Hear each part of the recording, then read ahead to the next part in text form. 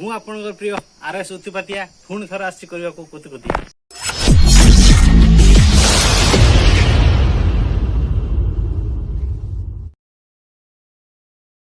ନମସ୍କାର ଦର୍ଶକ ବନ୍ଧୁ, ଆଜି ଖରାରେ ପବିତ୍ର ଖରାରେ ଅଛି ଛତା, ମୁଣ୍ଡରେ ଅଛି ଉଦା ଗାମୁଛା, ପାଣି ବୋତଲ। ଏହା ଗ୍ରୀଷ୍ମ ପାଇଁ ନିହାତି ଆପଣ ଯେତେବେଳେ ଘରୁ ବାହାରୁଛନ୍ତି ଏହାକୁ ନେଇକି ଯିବେ। ଆଉ କଥା ହେଉଛି ଆଜି ପବିତ୍ର ଓଡ଼ିଶାର ଗୋଟେ ପର୍ବ, ରଜ ପର୍ବ ଆସୁଛି, ତା ସହିତ ସାବିତ୍ରୀ ବ୍ରତ ମଧ୍ୟ ଆସୁଛି।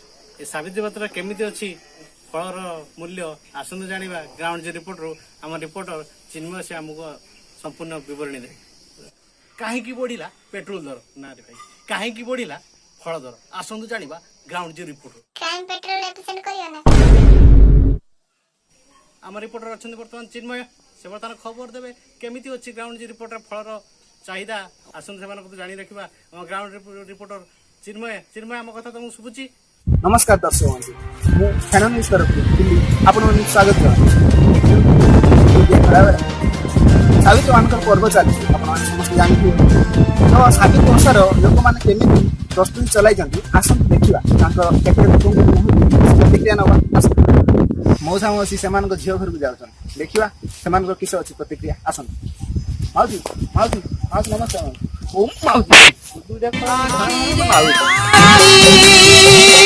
काहिकी काटूचू कहरे आके तोनु हो हेलड़ी दरिया बेसी बापा कि ठाकी लागी ओ छाड़ ए कथा को छाड़ मु भी आ धरनी कारण मो तो डेली डेली कथा बोलबो।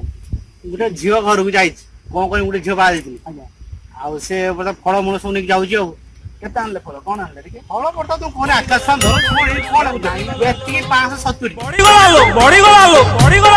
ଏମିତି କାଇଁ ହଉଛି? ମୋର ଟିକେ ପିଲା ବେଳୁ ଅଛି 570 ରେଟ୍ ବର୍ତ୍ତମାନ ଦେଖିବେ।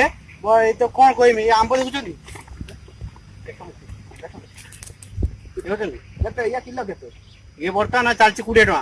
କହୁଛ କିଲୋ 20 ଗୋଟା। ହାତ ମାରନି, ହାତ ମାନେ 5 ଟଙ୍କା ଆହୁରି ଅଛି। ଆହୁରି ହଁ ଦିଅ, ମୁଁ ଧରୁଛି। ଏ ଦେଖୁଛ ନା କଞ୍ଚା ଫଳ ଆଣି 13 ଟଙ୍କା ନା। ବାବା ବହୁତ ରେଟ୍ ବାପା। କେତେ ଲିଚୁ ବର୍ତ୍ତମାନ ଆପଣ ସାରୁ ସରୁ ଲିଚୁ ବର୍ତ୍ତମାନ 75 ଟଙ୍କା। 250 ଭାବୁଛି କିଲୋ କିଲୋ କିଲୋ ବାବା ତମ ବୁନିଆଦିର କିଲେ ଖାଇ ସେପଟା କଣ କରିବୁ ବାପ। ସେପଟା କିଲୋ କେତେ ନେଲା? 70 70 375 ଗ୍ରାମ ଗୋଟା ଉଠେଇଲି। ଏଇ ବର୍ଷ କଥା ଭାରି କରିବି, ଛତାଟା ଦିଅ। ମୁଁ ନେବିନି। ଆଉ ଗୋଟେ କଥା, ଏଇଭଳିଆ ଭାରି ହଇରାଣ ହେଉଛି। ଝିଅଟା ଦେଇଦିନି କଣ କରିବି, ନଗଲେ ଶାଶୁର ଚିଡୁଛନ୍ତି। ନିହାତି ଯିବା ଦରକାର। ନେଇକି ଯାଉଛି। ଆଉ ଯାହା କରିବି ବର୍ତ୍ତମାନ ଦେଖନ୍ତୁ, ବର୍ତ୍ତମାନ ଯେତିକି ରେଟ୍ ହେଲାଣି ଏତିକି ବର୍ତ୍ତମାନ ଦେଖା ହଉନି, କିନ୍ତୁ 570 ରେଟ୍। କେତେ ଆଉ ଦେଖୁଛନ୍ତି ଦର୍ଶକ, ମାତ୍ର ଏତିକି ଫଳ କେଇଟା ଫଳ ଅଛି, କିନ୍ତୁ 570 ଟଙ୍କା। ହଉ ଠିକ ଅଛି ବାପ, ଆଉ ଭଲ ସବୁ। ଆଜ୍ଞା, ହଉ ମୁଁ ତାହେଲେ ଯାଉଛି। ଆସନ୍ତୁ ମଉସା। ହଉ ନମସ୍କାର, ରହିଲି। ହଁ ଦର୍ଶକ ବନ୍ଧୁ, ତ ଦେଖିଲେ ତ ମାଉସୀଙ୍କ ପ୍ରତିକ୍ରିୟା। केमुते लागुची मीठा भारी मीठा ମଉସାଙ୍କ ପ୍ରତିକ୍ରିୟା ବି ଦେଖିଲେ। ବାର୍ଦ୍ଧକ୍ୟ ତାଙ୍କ ପାଖରେ ହାର ମାନିଛି, ଫଳ ଦର ଆକାଶ ଛୁଆଁ, ତଥାପି ତାଙ୍କର ଥିବା ଝିଅ ପ୍ରତି ଭଲ ପାଇବା, ସ୍ନେହ, ମମତା ଆପଣମାନେ ତ ସବୁ ଦେଖିଲେ। ହଁ ଦର୍ଶକ ବନ୍ଧୁ, ଚିନ୍ମୟ ଆଉ ସେଠିକି ଆମର ଆଉ କେହି ସତ୍ୟବାନ ଅଛନ୍ତି ଯଦି ତାଙ୍କ କତିରୁ ଖବର ନିଅ। ଆମ ଦର୍ଶକ ଚାତକ ଭଳି ଚାହିଁ ରହିଛନ୍ତି। ଆସନ୍ତୁ ଭେଟିବା କିଛି ସତ୍ୟବାନ ମାନଙ୍କୁ। ଭାଇ ଜଙ୍ଗଲ ଲାଇଫରେ ଗଛ ଉପରେ କଣ କରୁଛ? ଭାଇ ଦେଖାଉନି କି ଆମ୍ବ ବିଛଉଛି ଆମ୍ବ। कमारी झड़ई देवी जन्हलो तू टिकली करी नाइबू लगी लगेई टाणी आनी भी। ଆରେ ଭାଇ, ଆପଣଙ୍କୁ ତ ମୁଁ ଫଳ ମାର୍କେଟରେ ଦେଖିଲି, କିନ୍ତୁ କଣ ଆବଶ୍ୟକ ପଡିଲା ଆପଣ ଗଛରେ ଚଢିଛନ୍ତି? ଭାଇ ଦୁଧିଆ ଖଳା ବେଳ ବିଶ୍ୱାସ କରିବେନି, ସ୍ତ୍ରୀ ଯୋଉ ଗାଳୁଛି। ପୋଛି ଦିଅନ୍ତୁ, ପଢିବେ।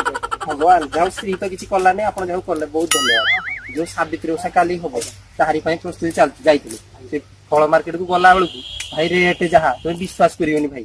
ତମେ ଭାବୁଛ ପଣସ, ଏଇ ପଣସ ନୁହେଁ, ଏଇ ପଣସ ଏବେ 220 ଟଙ୍କା ଭାଇ। କଥା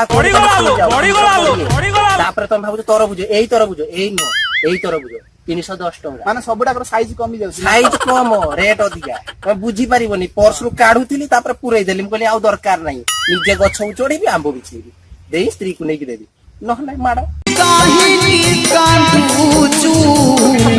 ସତ୍ୟବାନ, ଏ ଯୁଗର ସତ୍ୟବାନ।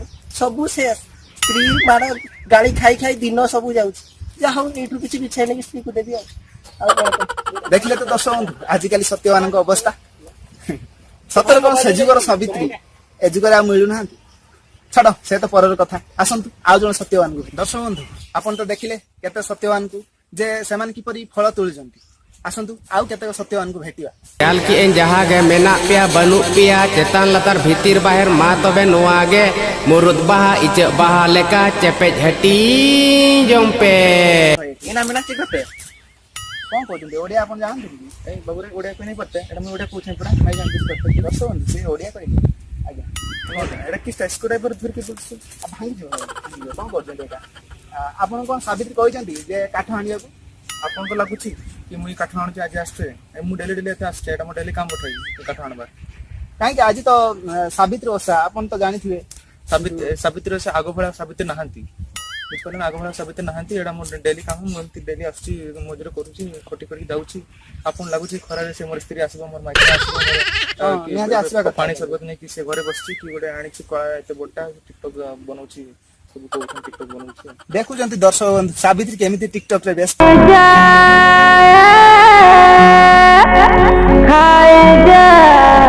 କେମିତି ଲାଗୁଛି ବର୍ତ୍ତମାନ ଏତେ ଖରା ଅଛି ତଥାପି ଆପଣ ବାଧ୍ୟରେ କାଠ ଆଣୁଛନ୍ତି ନା ଆପଣଙ୍କ ନିଜସ୍ୱ ଇଚ୍ଛା ଅଛି? তোর ভরা কি মোর মন না হেতে ମୁଁ ଘରେ ବସିକି ପଖାଳ ଖାଇବି କିନ୍ତୁ কি করবি মোর দুঃখ কথা ଏଠି ଆସିକି କାଠ ଆଣୁଛି କାଠ ଆଣିବା କମ କଷ୍ଟ ହେ କି ବହୁତ କଷ୍ଟ କାଠ ଆଣିବା ନା ବହୁତ କଷ୍ଟ ମୁଁ ଜାଣିଛି।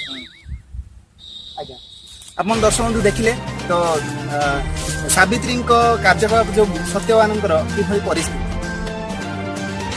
କିନ୍ତୁ ସବୁ ସାବିତ୍ରୀଙ୍କୁ ତ ଏକା ଭଳି ଦୃଷ୍ଟିରେ ଦେଖି ହବନି। ଛାଡ଼ନ୍ତୁ ସେ କଥା ଆସନ୍ତୁ ଆମେ ଫେରିଯିବା ଫେଣ ନ୍ୟୁଜ୍ ଚ୍ୟାନେଲ। ନମସ୍କାର। ହଁ ଦର୍ଶକ ବନ୍ଧୁ ସବୁ ସାବିତ୍ରୀ ତ ସମାନ ନୁହେଁ କିଛି ସତ୍ୟ ଯୁଗ ସାବିତ୍ରୀ ଅଛନ୍ତି ତେଣୁ ସବୁ ସାବିତ୍ରୀକି ଆମେ ଅଣଦେଖା କରିପାରିବାନି। ତାହେଲେ ଦର୍ଶକ ବନ୍ଧୁ ଭିଡ଼ିଓଟି କେମିତି ଲାଗିଲା ଯଦି ନିହାତି ଭଲ ଲାଗିଥିବ ଲାଇକ୍ ସେୟାର କରିବେ ଆଉ କମେଣ୍ଟ ନିହାତି ଦେବେ। ଆଉ ଗୋଟେ କଥା କହୁଛି ଯେ ଆମ ଚ୍ୟାନେଲରେ ରିପୋର୍ଟର କମ୍ ଅଛନ୍ତି ତେଣୁ ଯେଉଁମାନେ ରିପୋର୍ଟର ଆଶାୟୀ ରିପୋର୍ଟର ସେମାନେ ଟିକେ କମେଣ୍ଟରେ ସେମାନଙ୍କ ନାଁ ଦେବେ। ଆଉ ଏତିକି କହୁଛି ଆଉ ଆମ ଚ୍ୟାନେଲକୁ ଲାଇକ୍ ସେୟାର ସବସ୍କ୍ରାଇବ୍ କରିବାକୁ ଭୁଲିବେ ନାହିଁ। ଧନ୍ୟବାଦ ପୁଣି ଦେଖା ହେବ ଆଗାମୀ ମଧ୍ୟରେ।